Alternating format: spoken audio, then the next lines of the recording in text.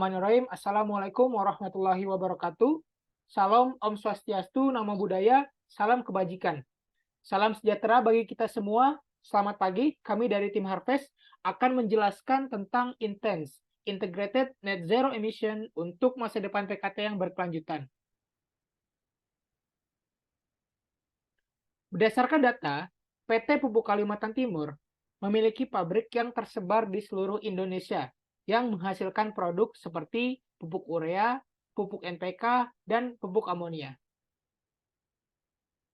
Dalam proses produksi, PT Pupuk Kalimantan Timur masih menggunakan sumber energi tak terbarukan, seperti bahan bakar fosil, gas alam, dan batu bara. Selain itu, jumlah emisi gas rumah kaca yang dihasilkan pada tahun 2022 masih cukup tinggi, yaitu sebesar 7.022.886,5 ton karbon yang berasal dari 3 cakupan.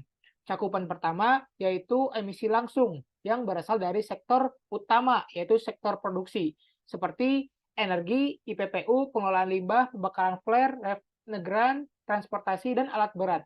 Apa strategi untuk dekarbonisasi yang sebaiknya diterapkan PKT untuk mencapai solusi net zero emission di masa depan? Lalu yang kedua, apakah upaya tersebut berkelanjutan untuk PKT? Untuk menjawab pertanyaan tersebut, maka kami melakukan analisis secara eksternal maupun internal. Untuk faktor eksternal, kami melakukan analisis Porter Five Forces, di mana dapat dilihat bahwa persaingan antar perusahaan sejenis berada di tingkat yang tinggi. Lalu dilihat dari ancaman pendatang baru yang rendah karena membutuhkan investasi yang besar. Selanjutnya, ancaman produk substitusi yang tinggi dikarenakan banyak produk pengganti selain urea. Kekuatan tawar-menawar pembeli yang tinggi dikarenakan harga eceran tertinggi yang sudah ditetapkan oleh pemerintah. Kekuatan tawar-menawar pemasok juga ada pada tingkat yang tinggi.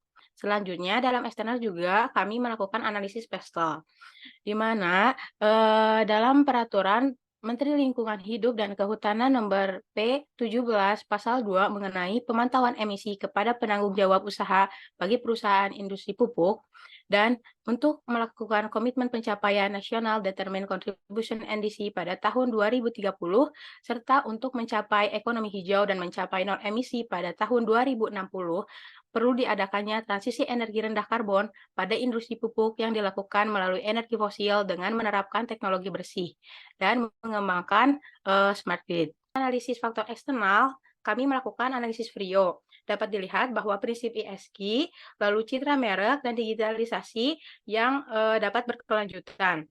Dari analisis rasio keuangan juga yang dilakukan pada tahun 2021 dan 2022, terdapat kenaikan, sehingga dapat dilihat bahwa kinerja keuangan perusahaan dari Pupuk Kalimantan Timur ini berlaju dengan baik. Selanjutnya, dari analisis eksternal dan internal yang sudah dilakukan, maka kami dapat melakukan analisis SWOT, di mana strength dan weakness diambil dari internal dan threat dan opportunity diambil dari eksternal, di mana tata kelola perusahaan dengan sustainability yang tinggi, lalu adanya hubungan dengan pelanggan pemakaian yang masih rendah, serta industri pupuk Indonesia yang memiliki potensi pendapatan yang besar. Lalu dari segi trade sendiri, pasti banyaknya produk pengganti selain urea. Dari analisis yang sudah kami lakukan, maka kami misalkan produk INTENS, yaitu Integrated Net Zero Emission, yang berlaku sebagai komitmen bagi PKT dalam upaya dekarbonisasi, yang terdiri dari 3 tahap, yaitu tahap pertama yaitu impresi dan resolusi, dengan meningkatkan awareness bagi masyarakat dan konsumen terkait net zero emission, serta dapat menyerap limbah karbon melalui penghijauan. Pada tahap kedua, yaitu operasional perusahaan dengan mengganti sumber energi operasional perusahaan menjadi sumber energi terbarukan dengan memanfaatkan limbah CO2. Dan yang terakhir adalah tahap ketiga, yaitu proses produksi dengan diversifikasi energi menuju clean ammonia. Dengan tahapan-tahapan tersebut, perlu adanya monitoring dan controlling agar dapat melihat apakah program ini dapat achieve atau tidak. Baik, kemudian pada tahap 1 dari program intens ini, upaya pertama yang akan kami lakukan yaitu pembentukan komunitas Gen Z atau Generakan Net Zero Emission, di mana dalam komunitas ini kami akan melakukan sosialisasi mengenai gerakan Net Zero Emission pada masyarakat. Nah, kami menargetkan 10.000 anggota komunitas di seluruh Indonesia untuk bergabung pada komunitas ini. Dengan tujuan utama yaitu sebagai garda terdepan dari PKT dalam mensosialisasikan berbagai upaya yang dilakukan untuk mencapai net zero emission, khususnya upaya yang dilakukan oleh PKT. Boleh di next. Kemudian langkah kedua dari tahap 1 ini yaitu kami akan melakukan penghijauan yang akan dibagi menjadi beberapa upaya. Upaya pertama yang dilakukan yaitu melakukan kampanye pemasaran sosial terkait pentingnya penghijauan untuk dekarbonisasi dengan slogan yang kami buat yaitu kurangi karbon, ayo tanam pohon. Nah, kemudian yang kedua yaitu berkolaborasi dengan badan tertentu untuk lebih memfokuskan pada penanaman pohon yang memiliki daya serap karbon yang tinggi. Misalnya, berkolaborasi dengan pemerintah di Kutai, Kartanegara, Kalimantan Timur karena lahan yang berlokasi di Kalimantan tersebut sangat memprihatinkan akibat penanaman ilegal.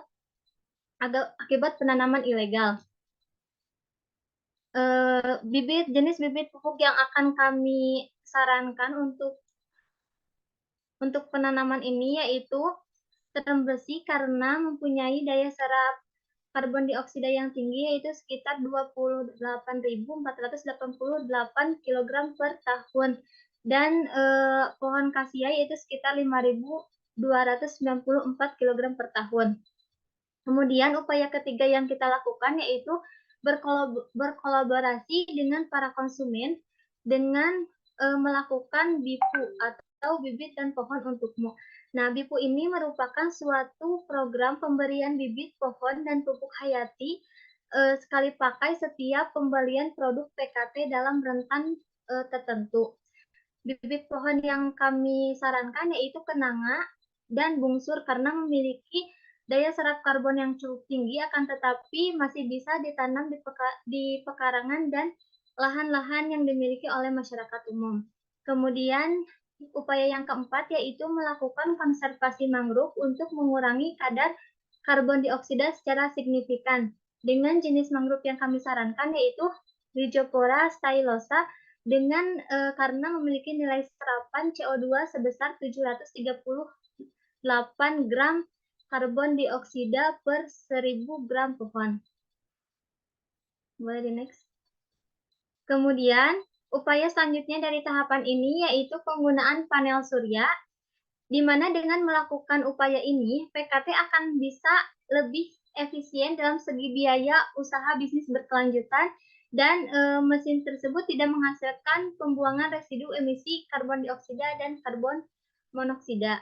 Kemudian upaya terakhir dari tahapan ini yaitu pengaplikasian biomasa dengan target perkiraan kami yaitu 5% per tahun penurunan penggunaan gas alam. Nah, keuntungan dari pengaplikasian biomasa ini yaitu seperti pemanfaatan limbah pertanian dan peternakan atau limbah pabrik, kemudian juga sebagai upaya untuk mempercepat transisi dari batu bara ke energi yang terbarukan. Ketiga dari program intens ini yaitu dari segi proses produksi, di mana kami akan melakukan diversifikasi energi menuju clean ammonia. Nah, clean ammonia sendiri terdiri dari dua, yaitu blue ammonia dan green ammonia. Nah, keunggulan dari clean ammonia itu yaitu potensi pasar yang sangat tinggi dan dinilai lebih efektif mengurangi emisi karbon sebanyak 60% daripada teknologi co-firing yang lain. Keuntungan yang akan didapatkan PKT dari clean ammonia ini yaitu menghasilkan pengurangan karbon 100% yang membantu pencapaian tujuan ramah lingkungan dan mendapatkan lebih banyak konsumen yang peduli terhadap lingkungan. Dari tahapan-tahapan tersebut, kami memiliki asumsi biaya implementasi sebesar 63.800.105.000.000 untuk mengimplementasikan program selama 3 tahap. yaitu 2024 sampai 2060, yang dapat mengurangi karbon sebesar 70 juta ton dari tahapan 1 hingga tahapan 3.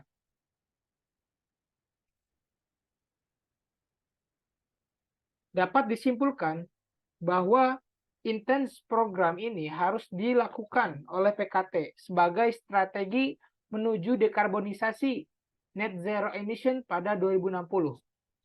Di mana karena kita melihat dari keuangan, PKT dinilai baik untuk melaksanakan ulang. Astagfirullah. Dapat disimpulkan bahwa intens program ini harus dilakukan oleh PKT sebagai strategi dekarbonisasi menuju net zero emission pada 2060. Karena jika ditinjau dari keuangan, PKT dinilai baik untuk melaksanakan program dekarbonisasi. Lalu program ini juga memerlukan monitoring dan controlling yang berkelanjutan untuk mencapai net zero emission pada 2060. Lalu dari segi investasi, program ini merupakan upaya yang berkelanjutan dan memiliki proyeksi ROI sebesar 25%. Sekian dari kelompok kami. Wassalamualaikum warahmatullahi wabarakatuh.